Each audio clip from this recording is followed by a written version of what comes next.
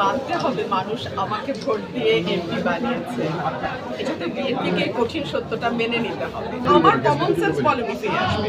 আমরা জানি আজকে যে প্রোগ্রাম এই প্রোগ্রামের মধ্যে বিএনপি আসে নাই, তারা প্রোগ্রামটা বয়কট করেছে বলে আমরা জানতে পেরেছি। এই বিষয়টা বলুন। বিএনপিকে তো মানতে হবে মানুষ আমাকে ভোট দিয়ে এমপি বানিয়েছে। এটাতে বিএনপিকে কঠিন সত্যটা মেনে নিতে হবে। মানুষের ভোটের অধিকারে যদি দল বিশ্বাস করে, মানুষের পছন্দের প্রতি যদি আস্থা রাখতে হয় এবং আমরা যে গণতন্ত্রের কথা বলছি সেটা যদি মানতে হয়, তাহলে আপনি যে প্রশ্ন করছেন যে আজকে একটি দল এই অনুষ্ঠান বর্জন করেছে, তাদেরকে তো আমার বলতে হবে যে তাহলে তো আপনারা গণতন্ত্রে বিশ্বাস করেন না, মানুষের রায়ের প্রতি আপনারা শ্রদ্ধাশীল নন। তাহলে 17 বছর কিসের জন্য আন্দোলন করেছেন?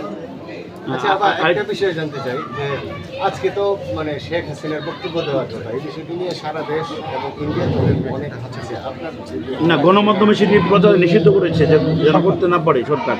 তো এই বিষয়টা কিভাবে দেখছেন? গণমাধ্যম কেবল 26টা চ্যানেল নয়, আজকাল প্রত্যেকের হাতেই গণমাধ্যম আছে। যে যে শুনতে চায় তারা শুনতে পারবে। এভাবে তো আসলে কারো বক্তব্য প্রচার বন্ধ রাখা যায় না। আমরা শেখ হাসিনার আমলে দেখেছি যে জনাব তারেক রহমানের বক্তব্য প্রচার নিষিদ্ধ ছিল এবং সেটা কোর্টের আদেশ দিয়ে নিষিদ্ধ ছিল। সেটা যদি গণতন্ত্র না হয় তাহলে এটা এবার কি করে গণতন্ত্র? আবার গতকালকে ছাত্র শিবির এবং ছাত্র দলের মধ্যে ব্যাপক সংঘর্ষ হয়েছে, অনেকে হতাহত হয়েছে।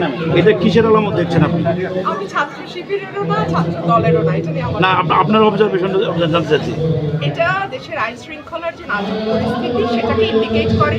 দলগুলোর যে তাদের অঙ্গ সংগঠনের উপরে কোনো রকম কোনো কন্ট্রোল নাই সেটা ইঙ্গিত করে। এবং দিন শেষে আবারও যে আমরা পুরনো রাজনীতিতেই ফিরে যাচ্ছি বা ফিরে গেছি সেটাই।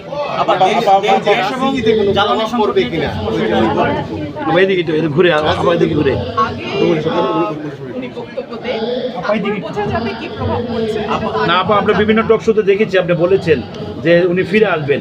নিশ্চয়ই, কারণ আমি দেখুন উনি বাংলাদেশের নাগরিক, ওনার পরিবার এবং ওনার বাংলাদেশের রাজনীতিতে দীর্ঘদিনের অবদান আছে এবং ওনার পরিবারকে সপরিবারে হত্যা করা হয়েছে। এবং বাংলাদেশের স্বাধীনতা সংগ্রামে তখন আওয়ামী লীগ ছিল একমাত্র রাজনৈতিক দল।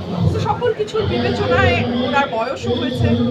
বাংলাদেশে যদি উনি ফিরে না আসেন, ওনার দলের অবস্থা কী দাঁড়াবে বা ওনার এতদিনের যে রাজনৈতিক ইতিহাস সেটারই বা কী দাঁড়াবে, সকল কিছুর বিবেচনা আমার কমন সেন্স বলে ফিরে আসবে।